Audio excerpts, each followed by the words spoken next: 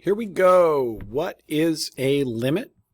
You'll see some text at the top. That's new for my class in 2025. If you're in my classroom, you'll understand. Okay, our objectives today. We want you to be able to evaluate limits numerically, evaluate limits graphically, and evaluate limits algebraically. The easiest one, algebraically, is kind of the hardest. You have to know when you can do that, but you have to wait for continuity.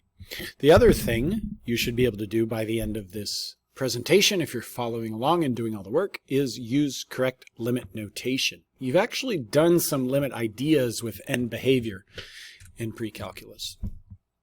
And then hopefully, last thing, we want you to know and be able to use the formal definition of when a limit exists. Okay, so watch out.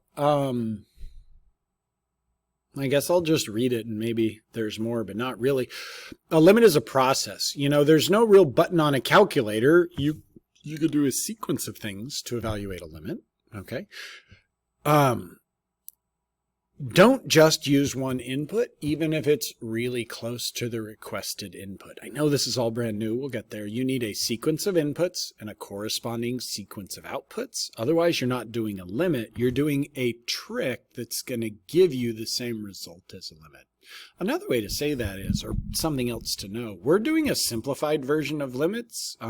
There's a more rigorous delta rho version formal limits, or of a limit, that we don't really have to worry about in calculus AB that you would have to in a higher level class. Okay. So a one-sided numeric limit, I think, is the simplest of all. I waffled back and forth between this and a limit at infinity, and I think this is better. So the way we read this is the limit as x approaches 3 from the left of x plus 2. Let's try that again. The limit as x approaches 3 from the left of x plus 2. And what this means is we're going to choose an input just a little bit less than 3 to put into x plus 2. So a good way of organizing this is just a chart. So what would be a number a tiny bit less than 3? Well, there are lots of choices. You know, we could use 0 and whatever, but 0 isn't really close to 3. Maybe 2.9 is not, but whatever. So then what's 2.9 plus 2? Well, 2.9 plus 2 is 4.9. So now what we need, if we're going to evaluate a limit, we need a number closer to 3, because remember, how do we read this? The limit as x approaches 3 from the left of x plus 2. We need a number still to the left of 3, but we want those x's to be approaching, to getting closer to 3, so I'll just throw in 2.99. 2.99 plus 2 is 4.99, or 4 99 hundredths. And we need at least 3 inputs to create a sequence. So we'll use 2.999, a number even closer to 3, and we get an output. 2.999 plus 2 is 4.999. And it's at this point, and we probably did already, you can kind of see that on the left-hand side, as we choose inputs closer and closer to 3, like if you chose another one closer to 3, like 2.99999, or heck, even 2.9998, whatever, we would get an output from x plus 2 closer to 5. And so the way we write that is the limit as x approaches 3 from the left of x plus 2 is equal to 5. We don't want to just write 5 out of nowhere. And I think it's a bad idea to put equals 5 back at the beginning, because then it looks like you had your result and then did a whole bunch of work. Okay. So we'll come back to what a two-sided limit is, but before we do that, let's look at using similar but different inputs. So how do we read this thing? The limit as x approaches 3 from the left of x plus 2, and we're going to do another table of values. So before we fill those in, the point is, are these inputs smaller than 3 and getting closer to 3? They sure are. Are we going to get the exact same outputs? We're not, but what we should get is the same idea, the same trend, like as the inputs get closer to 3, it's very obvious that the outputs of x plus 2 are getting closer to 5. And they will, right? Because 2.8 plus 2 is 4.8. Well, not as close to 5 as 4.9, but who cares? 2.98 plus 2 is 4.98. Hey, that's kind of close to 5. 2.998 added to 2, 4.998. And we can see this is going to give us, well, the outputs of x plus 2 are indeed getting closer to 5 if we choose inputs closer and closer to 3. So it doesn't really matter what inputs you use, 2.9, 2.8, whatever. I will tend to use 2.9, 2.99, 2.999. Just, I don't have to think about it. I know those are going to get closer and closer and closer and give me what I need. Okay, how do you suppose you read this? This is still a one-sided limit. This is read as the limit as x approaches 3 from the right, or from the greater side. And maybe I should have said this earlier, but maybe it's better to do now. The limit we did earlier, we did the limit, oh no. We did the limit, I don't know what's going on with my computer here. I am on 2 screens. Maybe that's the issue. Anyways, we did the limit as x approaches 3 from the left, and we chose numbers to the left of 3 but getting closer and closer. And that's what we mean by a one-sided limit. So now we're going to do the limit as x approaches 3 from the positive side, from the greater side. I'll tend to say from the right. Hopefully that makes sense. Okay, anyway, so now we need to choose some inputs close to 3 but a little larger than 3. Okay, so what do you suppose I'm going to choose? If I choose 2.9 as a good starting spot less than 3, I'll choose 3.1. And then 3.1 plus 2 is 5.1. I'll choose another number closer to 3, still greater than 3, less than 3.1. So 3 and 100th added to 2 gives me 5 and 100th.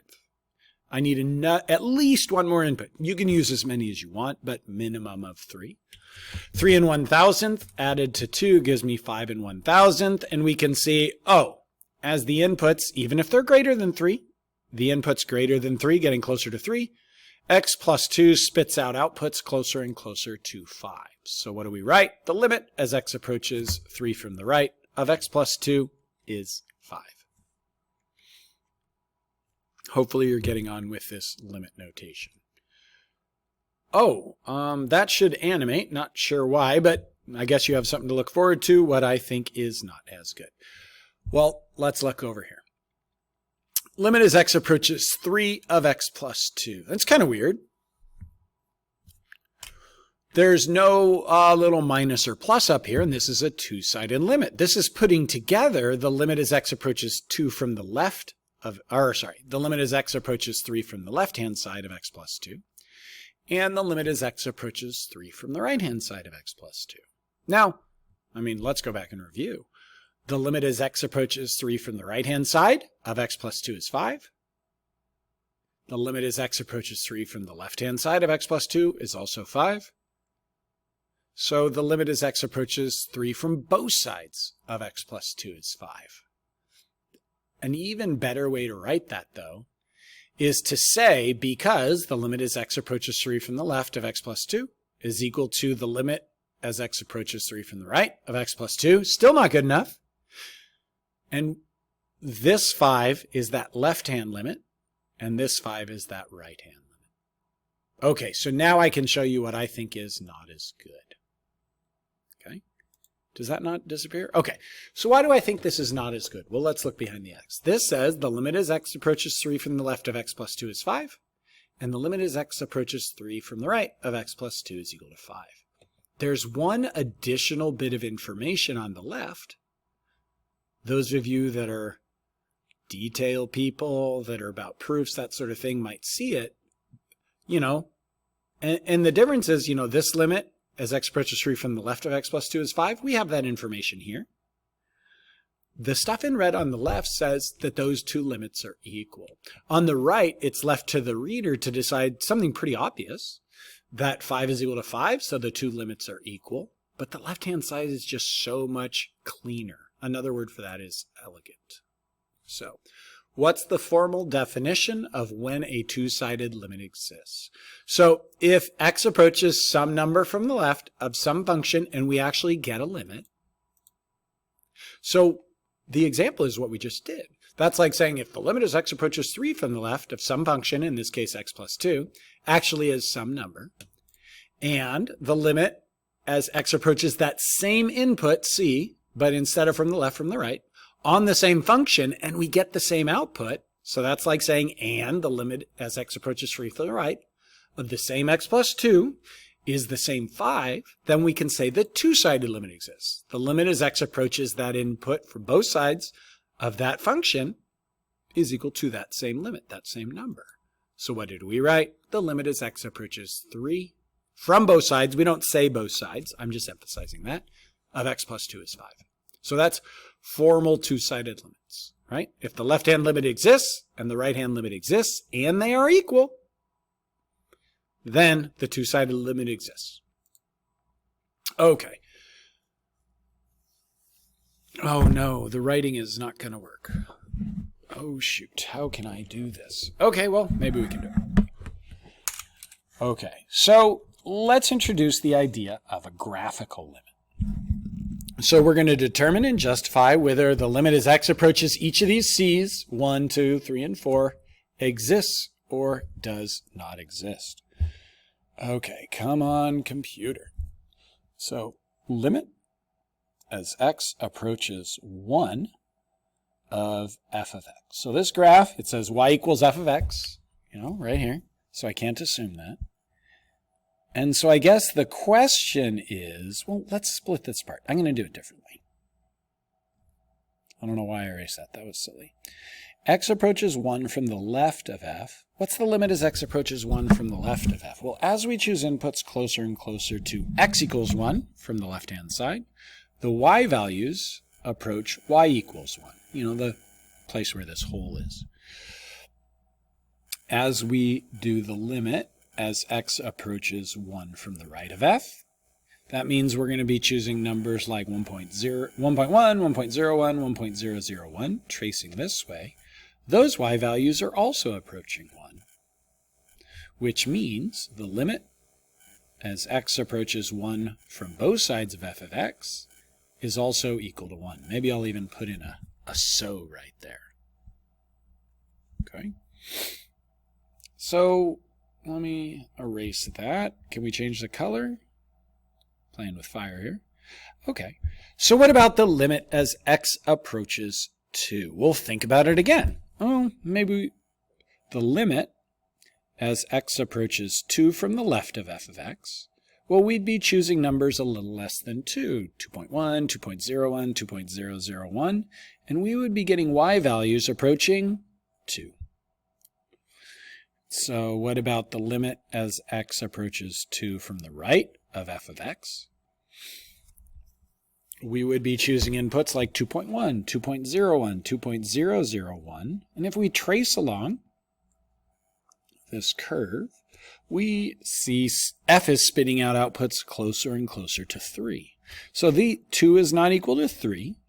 The limit as x approaches 2 from the left of f is not equal to the limit as x approaches 2 from the right of f. So the limit as x approaches 2 of f does not exist. Now, if you're in my class, I expect you to write out the words, does not exist. I don't like the idea of writing DNE the way a lot of other people do.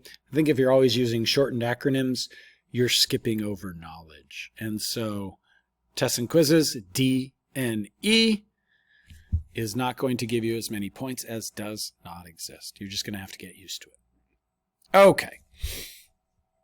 Let's see. Can I clear all drawing? I can.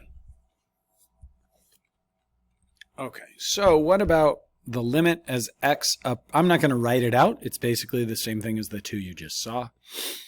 The limit as x approaches 3 from both sides. Well, x approaches 3. 3 is a place where f is continuous. So we can see that the left-hand limit, the limit as x approaches 3 from the left is going to be 1. And the right-hand limit, the limit as x approaches 3 from the right, is going to be 1. So that two-sided limit as x approaches 3 of f of x is also going to be 1. Hopefully you can figure out what the limit as x approaches 4 from both sides is going to be. Okay? You don't have to worry about it. If you're worried about this empty spot in the middle, you don't have to be. And I suppose the answer is, even though we can't do this limit numerically, if we did, what number would we use? How about 3.9? 3.99? 3.999? Would these spit out outputs? They sure would. And those outputs would be near 2. We don't know what they are. Closer to 2. And by the way, 2 meaning y equals 2 here. Even closer to 2 with 3.999. So we don't really care that f is undefined at 4. And, do the same thing for 4.1, 4.01. Okay. So going back to our previous example, we already did the numeric version. The limit as x approaches 3 of x plus 2 is indeed 5. How do we do that graphically? Well, what's x plus 2? It's a line with a y-intercept of 2 and a slope of 1. So, I don't know. I just drew the picture. 3 plus 2 is 5, and I drew a line with a positive slope. I'm just sketching. I don't really care about any of that. And if we were choosing numbers a little less than 3, 2.9, 2.99, 2.999, those outputs would be getting closer to, well, the output at 3. 3 plus 2 is 5. Likewise, with 3.1, 3.01, 3.001, the outputs of x plus 2 are getting closer to what I would get if I just did 3 plus 2 and get 5. So here I'd say the limit as x approaches 3 of x plus 2 is 5, and hey, that's good enough. Think back. Maybe if you're in my class, you wrote down the objectives. If not, what were the objectives? We wanted to evaluate limits graphically, numerically, and algebraically. So right now, this is magic. Maybe we can go here. So at one of these 4 spots, erase all, 1, 2, 3, or 4, where is this graph continuous? And the answer is at 3. So when a graph is continuous, instead of doing the limit work, we can cheat by just substituting into the function. So that's why I say right now it's magic. Magic is like stuff somebody else understands, but you don't quite yet. Okay? So an incomplete knowledge would be, well, the limit as x approaches 3 of x plus 2 is 5. How did I get that? Well, I put 3 plus 2, and I got 5. Why does that work? Because that's not really a limit. And the answer is, well, x plus 2 is continuous. And if you want to know more, well, I think is it 1.4? There's another video for that.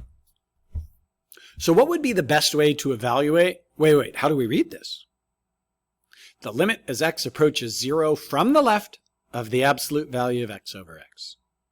You may know this graph, but you may not. So if you know the graph, that's one thing, but what would be the best way to evaluate? A numeric limit. And if we're doing the limit as x approaches 0 from the left, what kind of numbers should we use? Well, a number a little bit less than 0, like -1/10. And -1/10 has an absolute value of +1/10. Divided by -1/10 is negative. What next input could we use that's still less than 0 but closer to 0? I'm going to use -100th, -0.01. The absolute value of -0.01 is +0.01. Divided by -0.01 gives me another -1.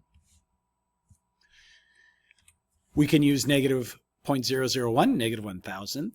The absolute value of -1,000th is +1,000th. Divided by -1,000th is again -1. Oh, I can see where this is going. It actually doesn't matter what number I use, less than 0. I'm going to get the exact same number, one positive, one negative. So I guess the limit as x approaches 0 from the left of the absolute value of x over x is equal to -1. Okay. Now, I guess something to mention as far as common errors, I didn't have it in there. You know, a lot of students remember the news stuff, the limit, and they'll write the limit as x approaches 0 from the left is -1. Well, you can't do that. You need the thing, the function, the expression that you're doing the limit of. We call that a bare limit. It happens so much, it even has a name. Make sure you keep that function inside your limit notation. Okay. So what are we going to do for the limit as x approaches 0 from the right of the absolute value of x over x? We're going to put in positive 1/10, positive 100th, positive 1,000th, but the absolute value of a positive number is still positive. Divided by itself, we're just going to get 1, 1, 1, 1. So the limit as x approaches 0 from the right of the absolute value of x over x is 1. Wait, what do we do here? The limit as x approaches 0 of the absolute value of x over x. Well, we think about that formal definition. We want the left-hand limit to exist and the right-hand limit to exist, which they do, but think back. The limit as x approaches 0 from the left of the absolute value of x over x is -1. The limit as x approaches 0 from the right of the absolute value of x over x is +1. Well, since those aren't equal, we actually haven't written a conclusion yet. We need to say the limit as x approaches 0 of the absolute value of x over x does not exist. And again, as far as complete thoughts, we wouldn't just say does not exist. What does not exist? You know, at that point, the subject is way back here at the first thing. Completing your thought, what does not exist? The limit. Which limit? The limit as x approaches 0. Wait, of what function? Oh, the absolute value of x over x. You really can't do any less than this. Okay, so this is the graphical version of what we just saw. The limit as x approaches 0, the absolute value of x over x. Hopefully you can see with inputs closer and closer to 0 on the left, we get outputs near -1. Inputs closer and closer to 0 from the right, we get outputs near +1. These y values are not going to the same place. This is called a jump discontinuity, right? So we would say the limit as x approaches 0 of the absolute value of x over x does not exist for the exact same reason, right? And we want to keep everything in there. Limit as x approaches 0 from the left of absolute value of x over x is -1. You don't need me to read that. Okay. When evaluating a limit numerically, you should be able to predict the next input or output pair. If not, you need to try more inputs. So this is more about guessing where the y values are going than guessing the digits correctly, right? They're going towards 5 or they're going towards 3.1 or something. You don't need to get them correct. So let me show you what I mean. This would be a calculator problem. You know what I mean? You could put 1.1 and you could square it and then subtract 3.3 and subtract 10, but let's do this with a calculator, you know? And you can grab your calculator, but you might as well see. So x squared minus 3x minus 10 over x squared minus 3x minus 3 spits out 2.375. Do we know where this is going? God, not even close. When we use 1.01, our function spits out 2.39. So do you have a guess where this is going? I mean, you probably should. You should be pretty confident, like, am I getting 2 point something? 2.3? Something like that? I'm not sure. Maybe 2.4 because it looks like 2.37, 2.39, but I'm pretty confident in the 2 in the ones place. Okay, so 1.001, we get 2.399. Don't really need to read the rest. So in this case, you may want to do more because it's not like this is going towards a nice happy number like 2 or 5. So let's try again. 1 and 1/10,000th. What are we pretty sure of? This is going towards 2.3999. I wouldn't be shocked to see 2.4. I would be shocked to see like 7. Okay, so 2.399. So it feels like this is going towards, 2.4. And I guess that's a guess. I could have also said 2.399999 or 2.3999997 or something like that.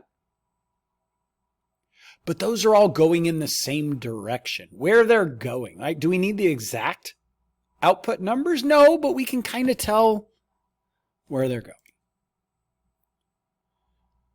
One last thing here, one last common error. When you're using your calculator, just write all the digits. You can never lose a point on the AP test for writing too many digits, but you can lose points for not writing enough. So what I teach my students is just write them all. You don't have to think about it and use your brain power somewhere else. Just get in that habit. Okay.